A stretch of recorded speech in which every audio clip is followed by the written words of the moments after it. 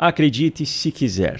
Mas as mentiras absurdas de Lula na coletiva de imprensa ontem, onde ele disse que não houve rombo fiscal no seu governo, eram apenas o início de uma campanha articulada para reescrever a história. As mentiras de Lula não se trataram de casos isolados, não foram deslizes cometidos por ser uma fala de improviso, não foram equívocos ou imprecisões, como a imprensa militante costuma chamar as mentiras vindas da esquerda. Hoje pela manhã, a ministra da Gestão e Inovação, Esther Dweck, deu a prova de que o governo Lula já não tem mais o mínimo de preocupação com o fato de estar deixando evidente o quanto está tentando manipular os fatos. Depois do Tesouro Nacional ter divulgado na noite de ontem o relatório com o resultado final do déficit primário do governo em 2024, que foi de 11 bilhões de reais, sem considerar as despesas com o Rio Grande do Sul e com os incêndios pelo Brasil, o Banco Central divulgou hoje pela manhã o seu relatório com os resultados do setor público consolidado no ano passado.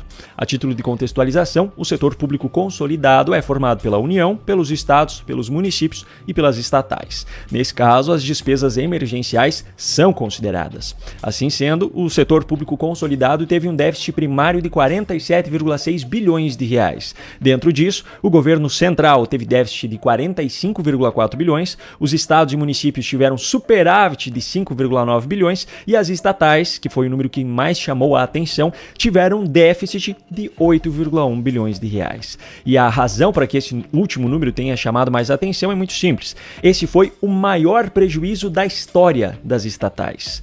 Bom, mal deu tempo desses dados terem sido divulgados para que a ministra Esther Dweck já fizesse um pronunciamento à imprensa ao lado do atual presidente dos Correios com a nova versão da verdade criada pelo governo Lula. Olha só. Primeiro, não é rombo.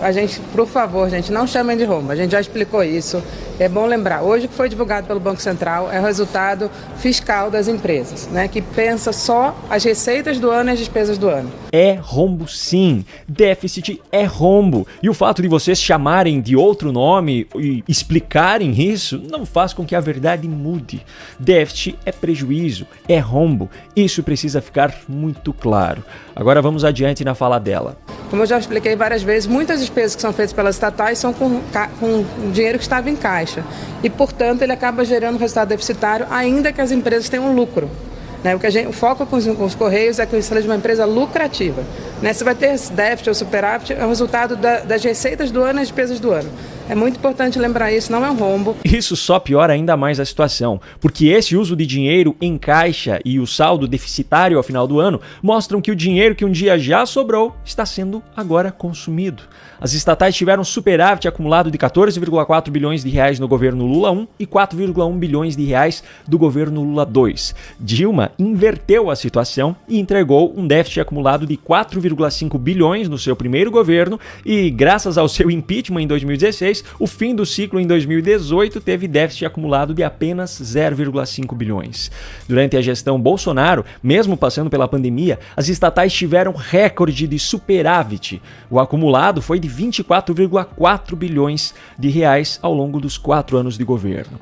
Lula assumiu e em 2023 elas já tiveram déficit de 2,3 bilhões e agora em 2024 déficit de 8,1 bilhões de reais, fazendo com que o prejuízo acumulado seja de mais de 10 bilhões de reais nesses 2 anos. Ou seja, a fala da ministra mostra que a atual gestão está consumindo o dinheiro que a gestão anterior fez sobrar.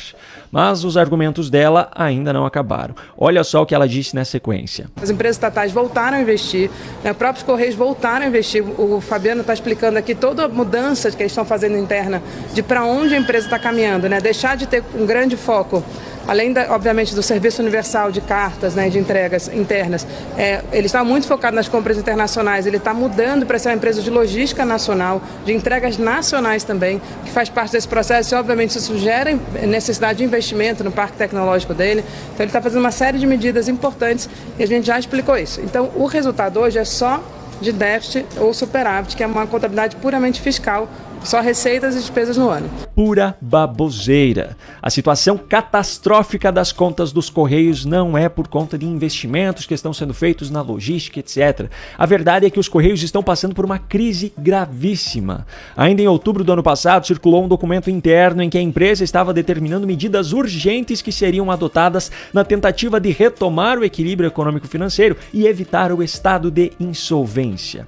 Em dezembro de 2024, mais de 200 unidades do Correio ao redor do Brasil estavam correndo risco de despejo por conta de falta de pagamento.